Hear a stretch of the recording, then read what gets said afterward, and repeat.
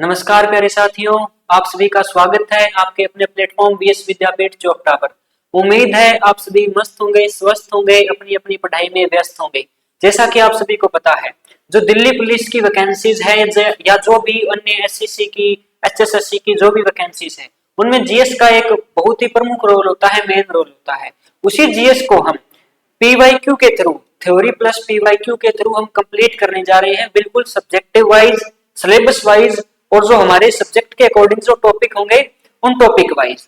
यानी पहले हम टॉपिक उठाएंगे, उनके जो प्रीवियस ईयर में जो क्वेश्चंस आ रखे हैं और उन्हीं क्वेश्चंस के थ्रू हम थ्योरी को कंप्लीट, थ्योरी को कवर करते हुए चलेंगे। तो चलिए साथियों, शुरू करते हैं हम आज की कक्षा को, जिसमें हमारा आज का जो टॉपिक है वो रहने वाला है मुगल काल।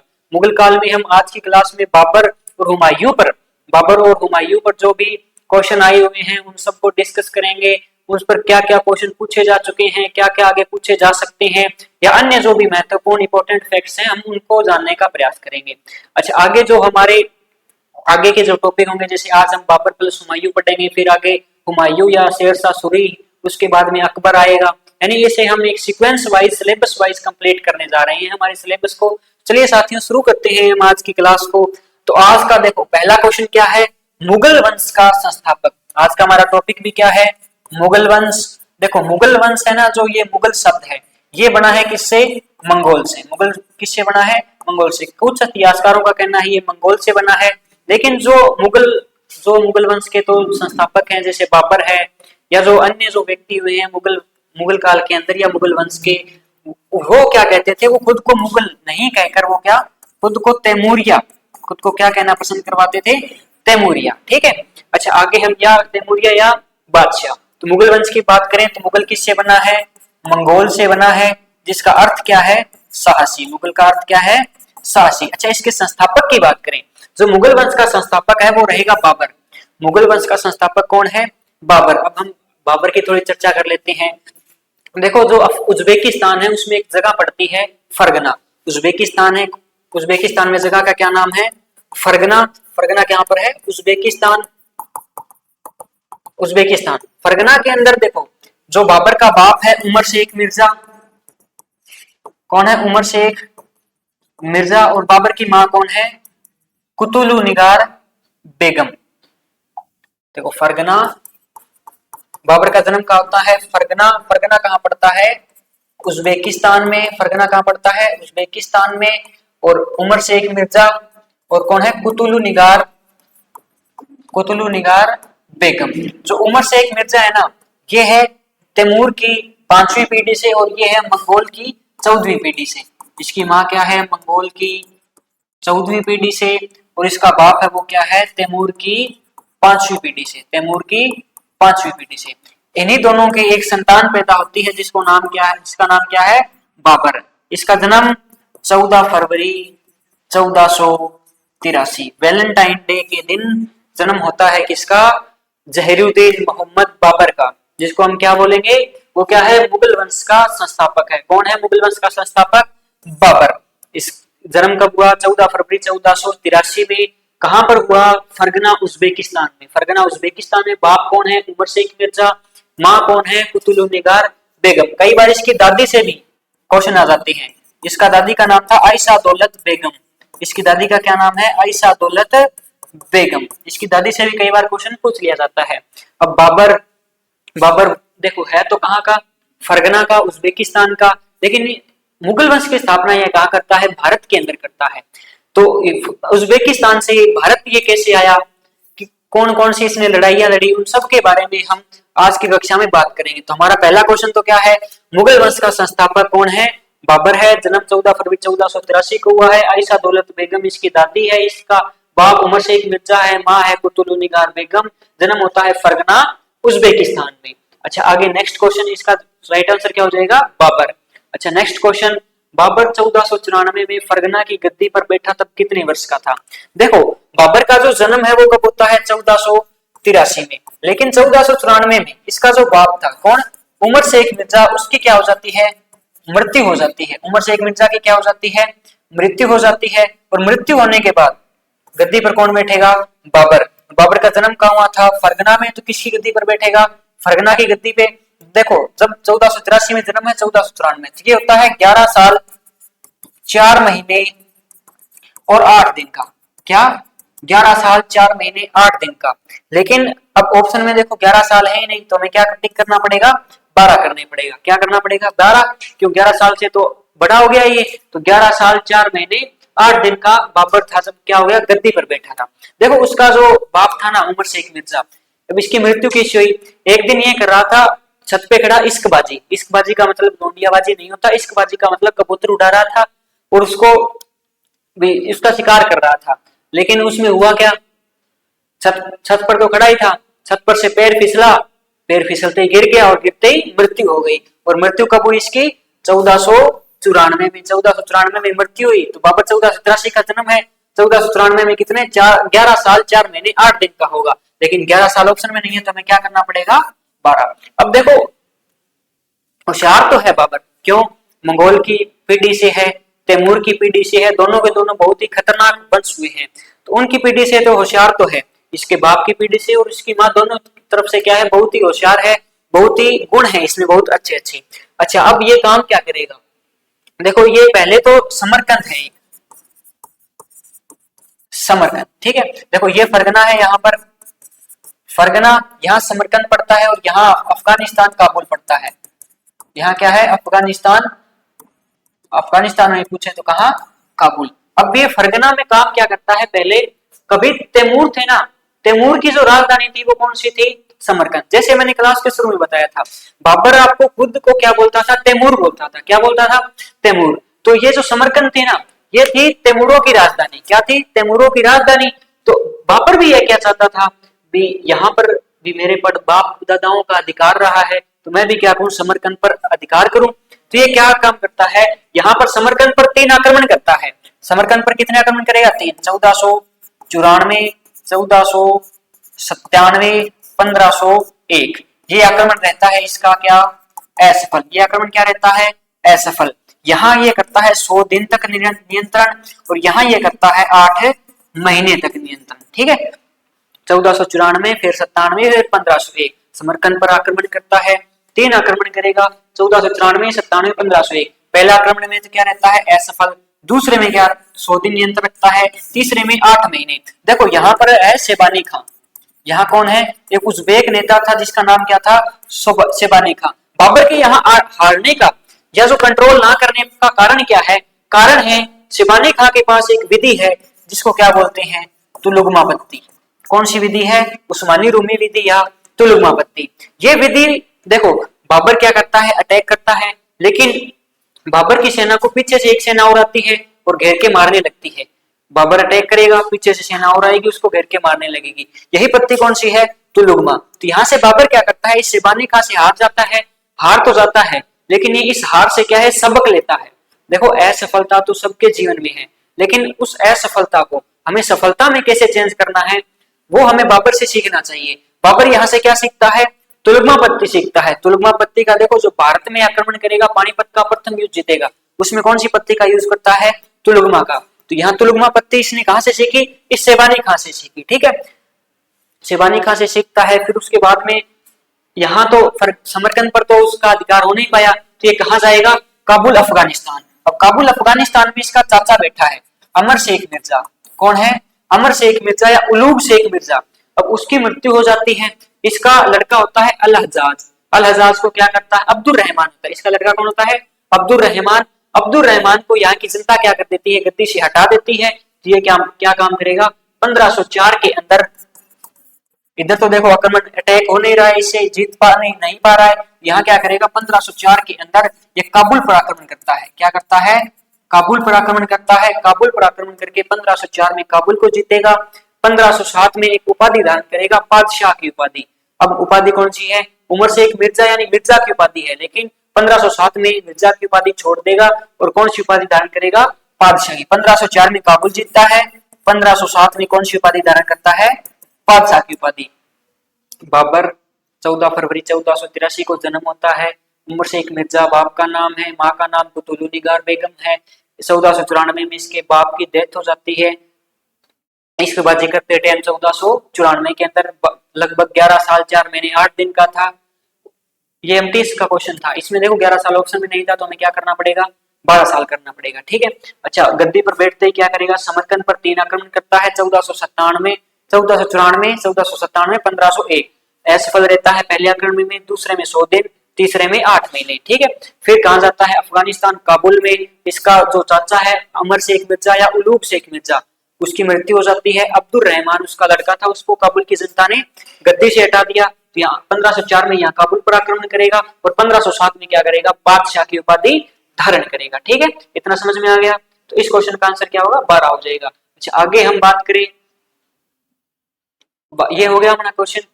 नेक्स्ट क्वेश्चन क्या है, वर्षों तक भटकने के बाद बाबर ने खालिस्तान में काबुल पर कब्जा कर लिया। तो ये अभी देखा हमने, कब कब्जा किया था बाबर ने, 1504 में। 1504 में काबुल जीतता है और 1507 में क्या करता है, कौन सी उपाधि धारण करता है, बादशाह। कौन सी उपाधि, बादशाह की उपाधि कब धारण करता है, 1507 में। और 1508 में इसके एक पुत्र का जन्म होता है, जिसे क्या नाम दिया गया, हुमायूं। 1504, 1507, 1508 में क्या होता है, हुमायूं का जन्म होता है। अच्छा, आगे हम बात करें, नेक्स्ट क्वेश्चन हमारा, बाबर ने भारत पर अपना पहला आक्रमण कब किया।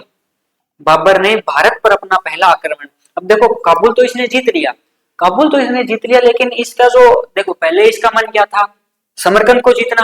देखो पहले क्या था, फरगना में था, पहले फरगना में, फिर कहा समरकंद पर आक्रमण करता है, और फिर कहा काबुल। और इधर हमारा क्या रह जाता है, भारत रह जाता है। इधर हमारा क्या, भारत रह गया। अब फरगना में देखो क्या होता है, अब फरगना में मन नहीं है इसका, ये किसको जीतना चाहता है, समरकंद को। किसके कारण, तैमूरों की राजधानी होने के कारण। तो यहाँ 3 अटैक करेगा, यहाँ सफल नहीं हो पाता है, तो यहाँ ये कहाँ आता है, काबुल। काबुल भी क्या है, इसके ही वंशज थे, यहाँ भी इसके ही पूर्वज थे यहाँ। तो अब यहाँ क्या करता है, 1504 में काबुल जीतता है, 1507 में उपाधि धारण करता है बादशाह की। लेकिन यहाँ होता क्या है, इसका मन किधर चला जाता है, भारत की ओर।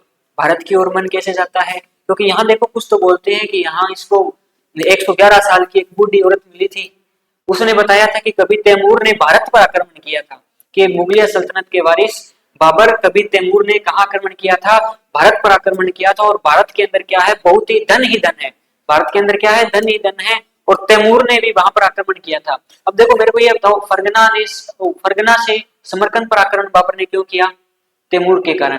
और भारत भी किस वजह से करेगा, तैमूर। अच्छा, एक और है, इसके और भी आते हैं कि यहाँ जो भारत में इस समय जो शासक है, भारत में इस समय शासक कौन है, इब्राहिम लोदी। भारत में इस समय शासक कौन है, लोदी वंश का राजा है कौन, इब्राहिम लोदी। अब ये भी क्या था, भी विश्वास पात्र आदमी नहीं था।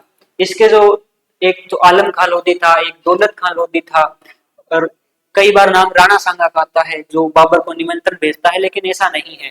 देखो इब्राहिम लोदी है, इब्राहिम लोदी का एक खास आदमी था कौन, दौलत खान लोदी। कौन था, दौलत खान लोदी। अब दौलत खान लोदी को एक दिन इब्राहिम लोदी अपने दरबार में बुलाता है, भी इसको काका बोलता था कि काका दरबार में आजा। तो बुलाता है, लेकिन ये खुद ना जाकर के अपने लड़के को भेज देता है, खुद ना जाकर के क्या करता है, अपने लड़के को भेज देता है। इस बात से क्या हो जाता है, इब्राहिम लोदी नाराज हो जाता है, उसको बोलता है बाप को भेज, तेरे बस की बात नहीं। तो दौलत खान लोदी अब समझ गया था, क्योंकि देखो इब्राहिम लोदी विश्वास पात्र नहीं था, इसने अपने भाइयों को, अपने जो चाचा था उन सबको मरवा दिया था सिर्फ गद्दी के खातिर। तो दौलत खान लोदी भी समझ गया था कि अब यहाँ तो कोई फायदा होने वाला है नहीं। तो ये क्या करता है, निमंत्रण भेजता है किसके पास, बाबर के पास। किसके पास भेजता है, निमंत्रण। बाबर ये भी लिखता है कि बाबर के पास निमंत्रण सिर्फ दौलत खान लोदी ने नहीं भेजा था, एक राणा सांगा, राजस्थान के हैं कौन, राणा सांगा, ये भी भेजता है। लेकिन ये बात सिर्फ किसमें, एक बाबरनामा में लिखी गई है। किसमें लिखी गई है, बाबरनामा में, बाकी इसके कोई स्थायी प्रमाण नहीं है। अब देखो निमंत्रण आ रहे हैं, उधर वो बूढ़ी महिला मिली थी, उसने भी कहा था तैमूरों का राजधानी होने के कारण। अच्छा आगे देखो फिर बाबर क्या काम करता है। अब बाबर का पूरा मन है कहां पर, भारत की तरफ।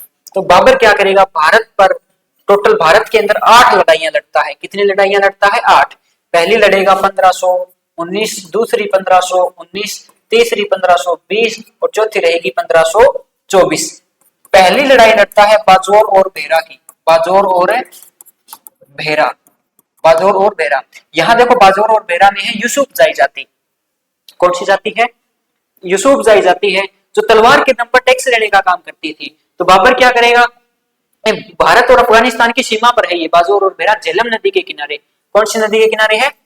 झेलम नदी के किनारे, ठीक है। अब बाबर यहाँ 1519 में यहाँ पर अटैक करता है, इसको जीतता है। दोबारा अटैक करता है 1519 में, यहाँ जीतता है। फिर 1520 में जीतता है, फिर 1524 में जीतता है, ठीक है। अब बाबर 4 लड़ाइयां जीत चुका है। सीमा, अब ये लड़ाई बोलते हैं कि उसको सीमा को जांचने के लिए क्या थी, बाबर ने कितनी लड़ाइयां लड़ी थी? 4 लड़ाइयां लड़ी थी, ठीक है। पेशावर थी, सियालकोट थी, दीपालपुर और लाहौर, ठीक है। ये तो इसने पेशावर, ये थी दीपालपुर और लाहौर,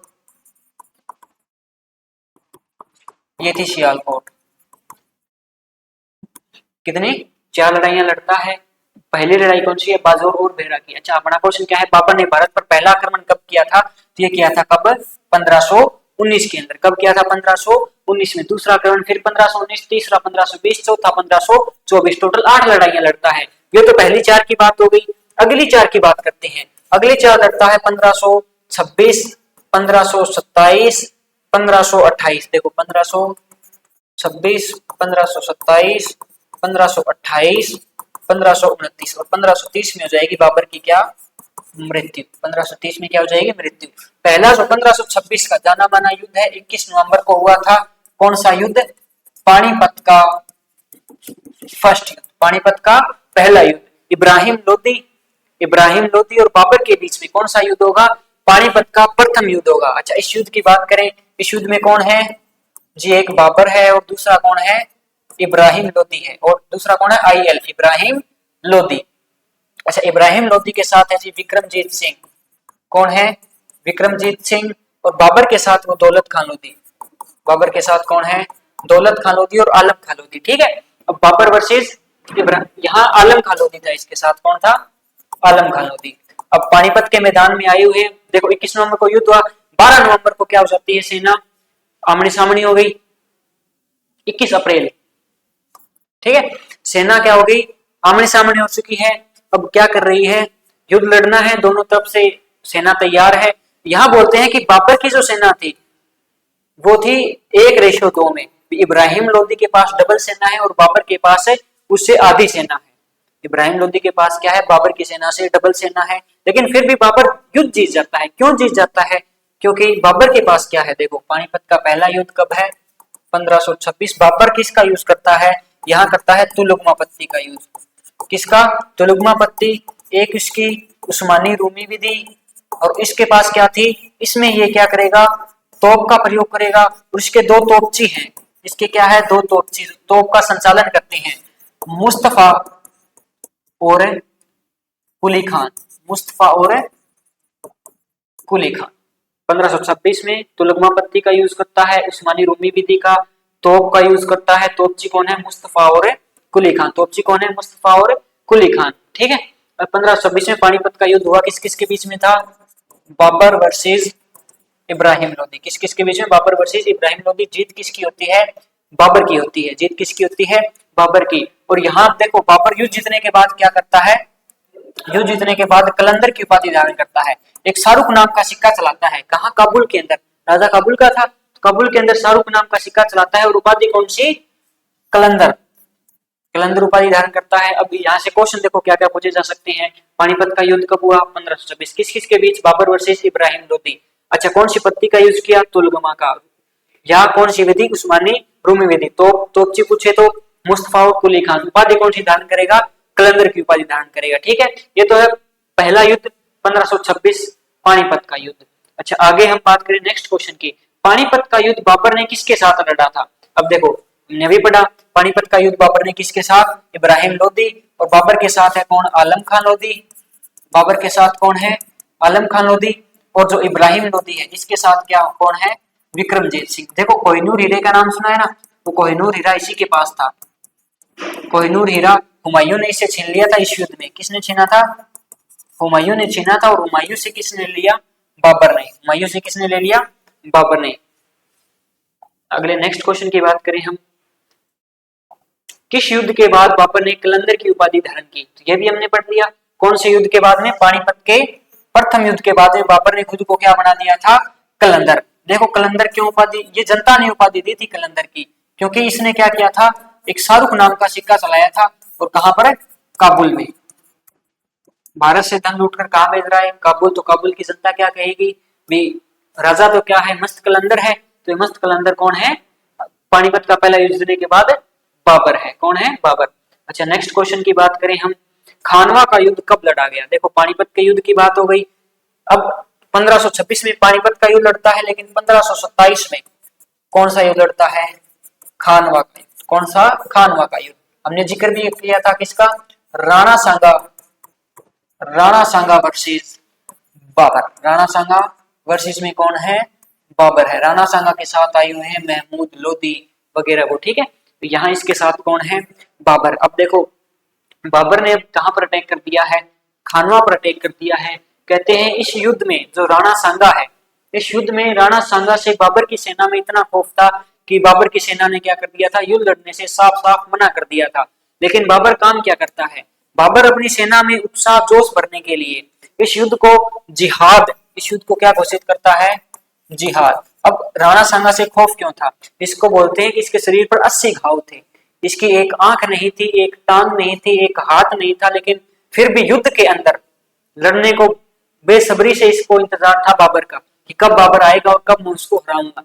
अब बाबर ने क्या किया, इस युद्ध को, जिहाद का मतलब होता है धर्म के नाम पर लड़ना, यानी इसको क्या घोषित कर दिया था, धर्म युद्ध। अब इस्लाम जो लोग थे जिनमें राणा सांगा का डर था, वो भी क्या था, बाबर ने इसको इतना मोटिवेट किया, जिहाद के नाम पर इतना मोटिवेट किया कि ये सेना अगले दिन बहुत ही बहादुरी से लड़ी, और बहादुरी से लड़ी और क्या हो गया, राणा सांगा की उसमें क्या हो गई, मृत्यु हो गई, और खानवा का युद्ध क्या हो गया, बाबर जीत गया। तो खानवा का युद्ध कब हुआ, 1527 में, बाबर और राणा सांगा के बीच में, ठीक है। इस युद्ध को क्या, जिहाद। और खुद किसकी उपाधि धारण करता है, गाजी की उपाधि। किसकी उपाधि धारण करता है, खुद को क्या बताता है, गाजी बताता है। गाजी की उपाधि बाबर ने कब धारण की थी, खानवा का युद्ध जीतने के बाद में, ठीक है।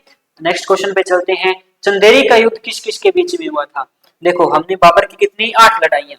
पहली हुई थी 1519 बाजोर बेहरा, 1519, 1520, 1524, ठीक है। ये तो पहली 4 थी, इनमें इंपोर्टेंट पहली है 1519 में। आगे बाबर 1526 में पानीपत का पहला युद्ध लड़ता है, फिर 1527 में खानवा का युद्ध। कौन सा युद्ध लड़ता है, खानवा, यहाँ पानीपत का। फिर 1528 में क्या करेगा, ये चंदेरी का युद्ध लड़ेगा। कौन सा युद्ध लड़ेगा, चंदेरी का। 1529 में क्या करेगा, घाघरा का युद्ध। देखो बाबर आता है, पानी पीता है, खाना खाता है, चाय पीता है, घर जाता है।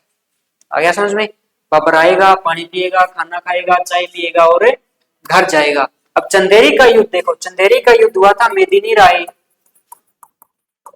वर्सेस बाबर। चंदेरी का युद्ध किस किस के बीच में हुआ था, बाबर और मेदिनी राय। अब यहाँ ये युद्ध क्यों लड़ रहा है बाबर, देखो मेदिनी राय है ना, ये एक दुर्ग था। ये क्या था, एक दुर्ग था। बाबर ने इसको मैसेज भेजा था मेदिनी राय को कि तू पैसे ले ले, कुछ और जागीर ले ले, लेकिन ये दुर्ग मेरे को दे दे, क्योंकि सैनिक दृष्टि से बहुत बढ़िया दुर्ग था।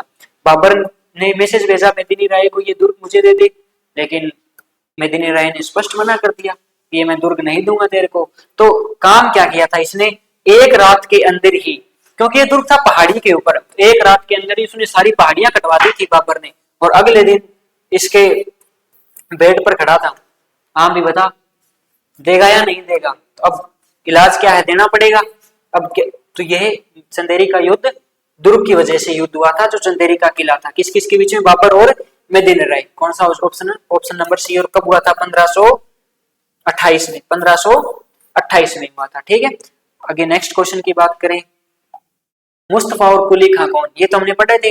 ये कौन थे, बाबर के तोपची थे। कब इसने काम किया था, पानीपत का जो पहला युद्ध हुआ था उसमें। बाबर ने तुलगमा पत्ती, ये भी पानीपत का पहला युद्ध। जल व स्थल पर लड़ा गया एकमात्र युद्ध। अब देखो हमने बात की किसकी, बाबर के युद्ध की। 8 लड़ाइयां लड़ी है बाबर ने, कितनी लड़ाइयां, 8 लड़ाइयां।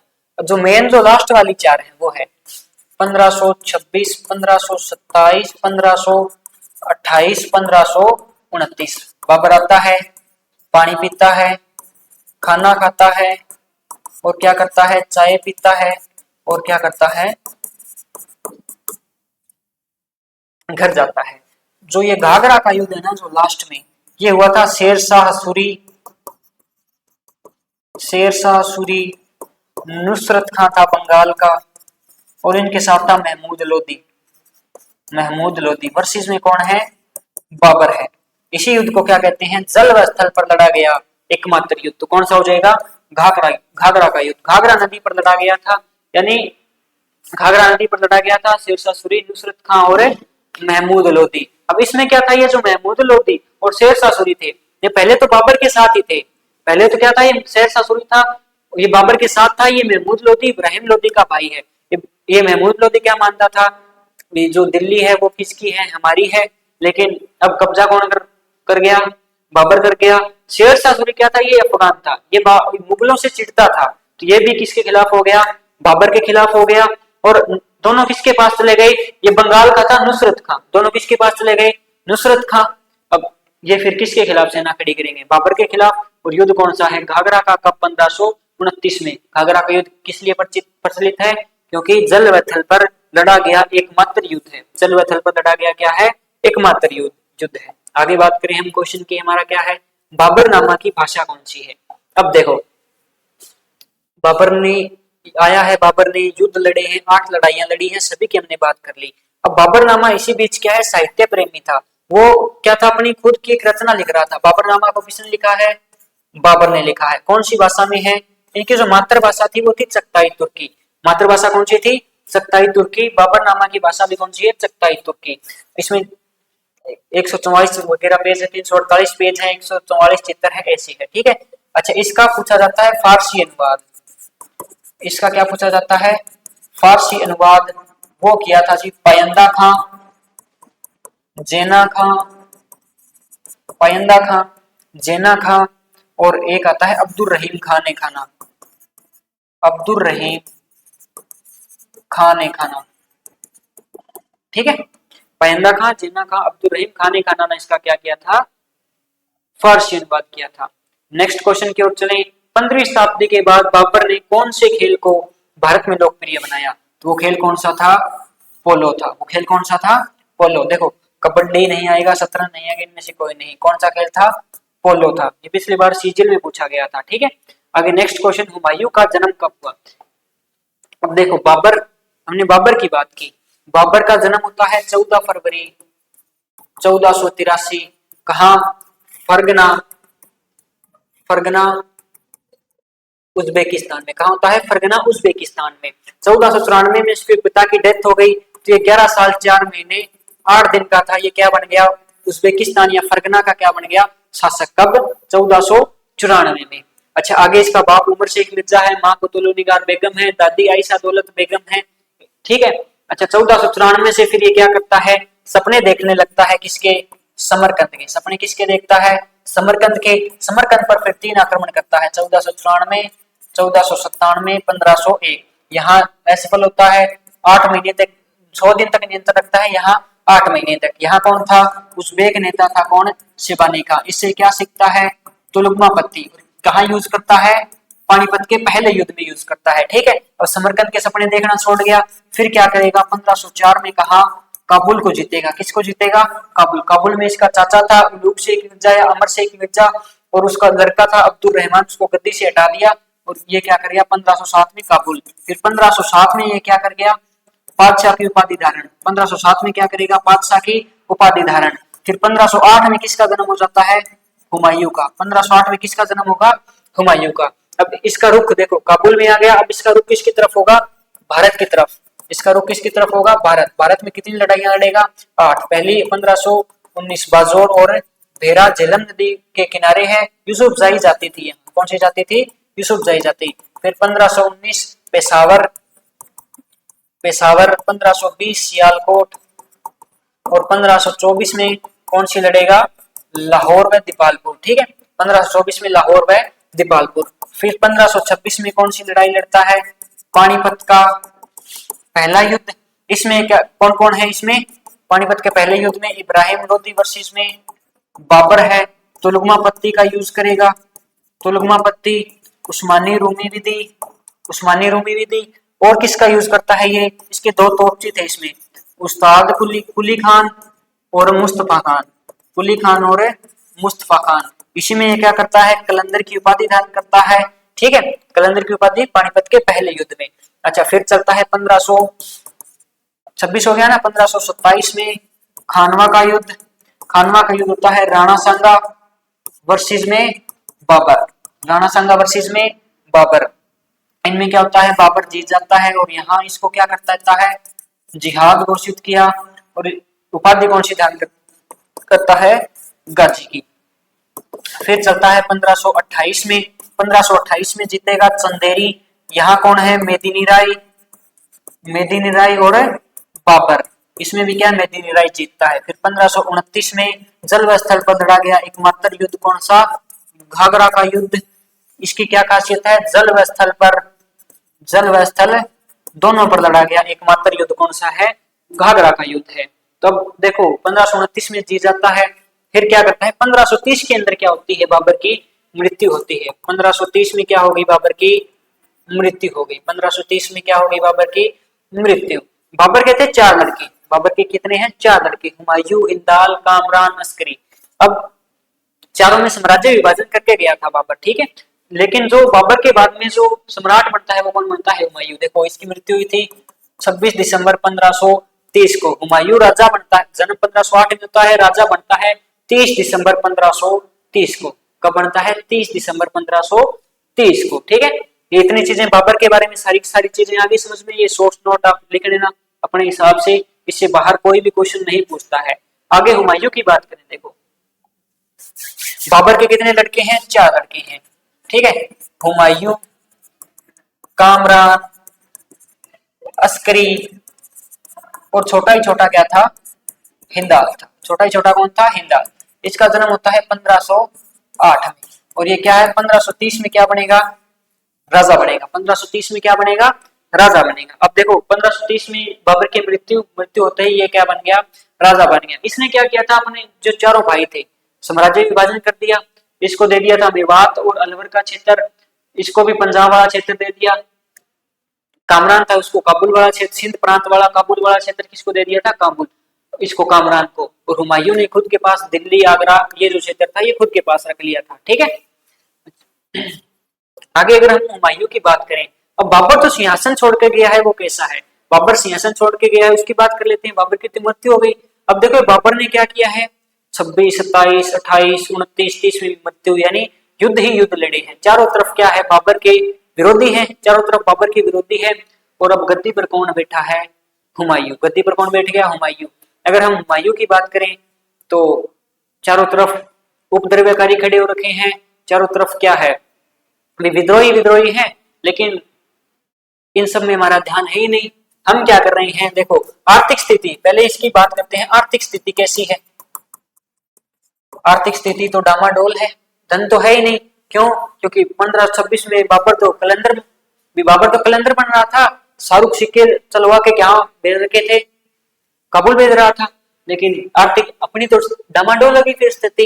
अच्छा, आर्थिक स्थिति खराब है, लेकिन फिर भी क्या कर रहा है, 1533 के अंदर क्या बना रहा है, दीनपना, एक पुस्तकालय। किताबों का बहुत शौक था हुमायूं को, क्या बनवा रहा है, एक दीनपना पुस्तकालय बना रहा है। 1533 में आर्थिक स्थिति खराब है, चारों तरफ एक जो था बहादुर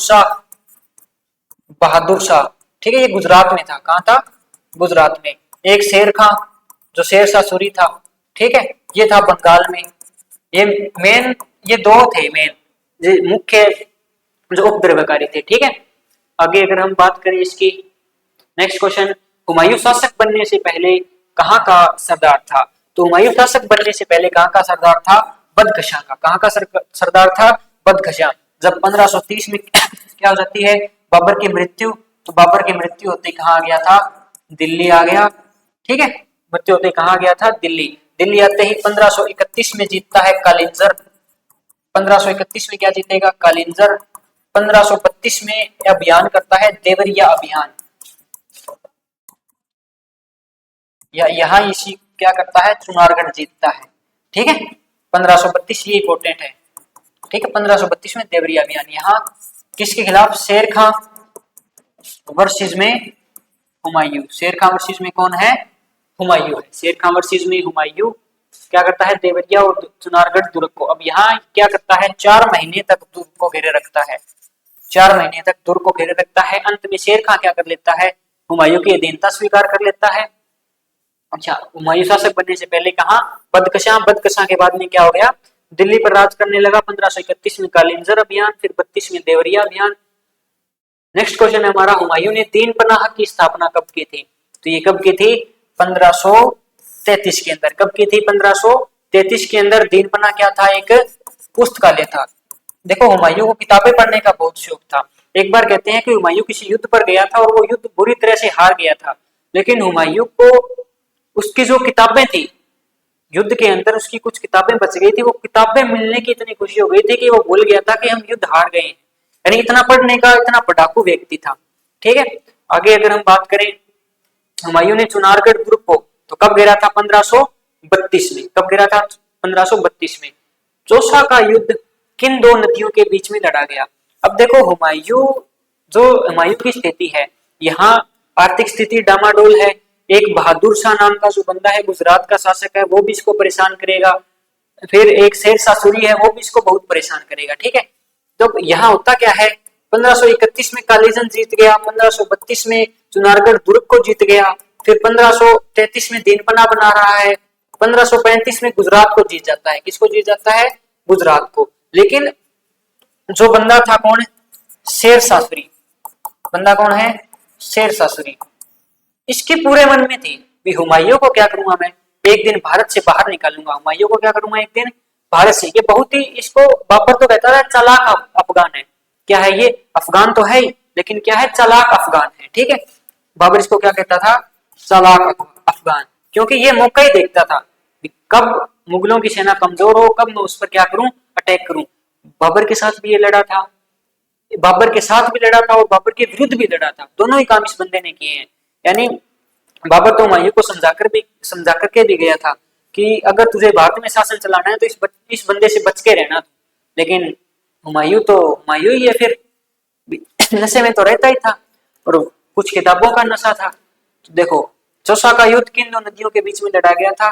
तब शेर शाह सूरी क्या करता है, हुमायूं को भारत से बाहर निकालने के लिए 2 युद्ध लड़ता है। एक चौसा का युद्ध, एक बिलग्राम का युद्ध।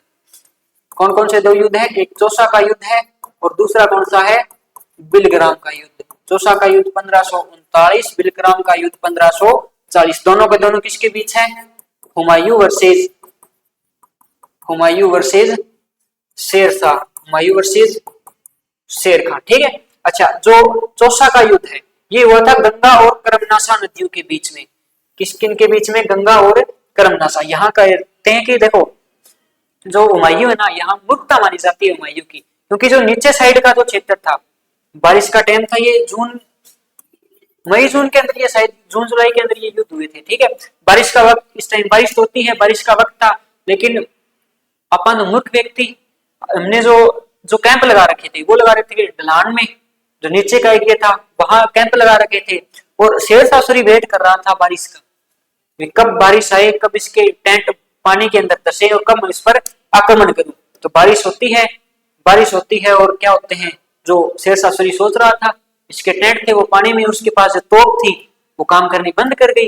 अब तोप काम करनी बंद कर गई तो शेर खान ने क्या किया, रातों रात अटैक किया। तो हुमायूं के कुछ समझ में नहीं आया भी मैं क्या करूं क्या न करूं।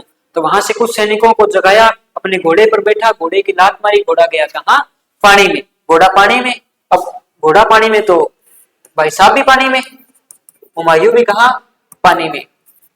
अब यहाँ इसको पानी से बाहर निकाला था किसने, निजाम बिस्ती ने। किसने, निजाम बिस्ती ने पानी से निकालकर पूछा, क्या भाई साहब पानी, बोला पानी तो पी लिया, अभी पानी में से तो निकाला है, पानी तो बहुत हो गया। तो उसने क्या किया, इसकी जान बचाई थी। तो हुमायूं ने निजाम बिस्ती को बोला ही था, निजाम बिस्ती को यह बात बोली थी कि जब मैं हूं दिल्ली का सुल्तान, भी मैं दिल्ली का बादशाह हूं, और जब भी मैं दिल्ली की गद्दी पर दोबारा बैठूं तो तू मेरे पास एक दिन आना, मैं तेरे को एक दिन का राजा बनाऊंगा, एक दिन का बादशाह बनाऊंगा। और निजाम बिस्ती को क्या करता है, बाद में एक दिन का राजा बनाता भी है। और निजाम बिस्ती क्या करता है, चमड़े के सिक्के चलवाता है। क्या करवाता है, चमड़े के सिक्के। अब ये कई बार क्वेश्चन पूछा जाता है, चमड़े के सिक्के किसने चलाए थे, निजाम बिस्ती। निजाम बिस्ती कौन था, जिसने हुमायूं की जान बचाई थी, पानी से बाहर निकाला था। चौसा का युद्ध गंगा और क्रमनासा नदियों के बीच में, शेरशाह वर्सेस में हुमायूं, 1539 में चौसा, 45 में बिलग्राम। पानी से बाहर किसने निकाला? निजाम बिस्ती ने। चमड़े के सिक्के चलवाता है। ठीक है, अच्छा नेक्स्ट क्वेश्चन की बात कर लेते हैं हम। द्वितीय अफगान वंश की स्थापना किसके बाद में हुई थी? अब देखो हम बात कर रहे थे चौसा का युद्ध कब हुआ? 1539। बिलग्राम का युद्ध कब हुआ? 1540। 1539 में हुमायूं वहां से भाग गया गंगा और क्रमनासा नदी, और कहां जा रहा है? दिल्ली भाग रहा है। कहा? दिल्ली। शेरशाह भागने थोड़ी देगा। बिलग्राम में क्या कर लिया? भी कुछ सेना वापस लेके आता है शेरशाह से लड़ने, लेकिन शेरशाह ने तो दोबारा इसको घेर लिया 1540 में, और इस बार बुरी तरह से हराकर हुमायूं को क्या कर देता है? बाहर भेज देता है, और हुमायूं चला जाता है किसके पास?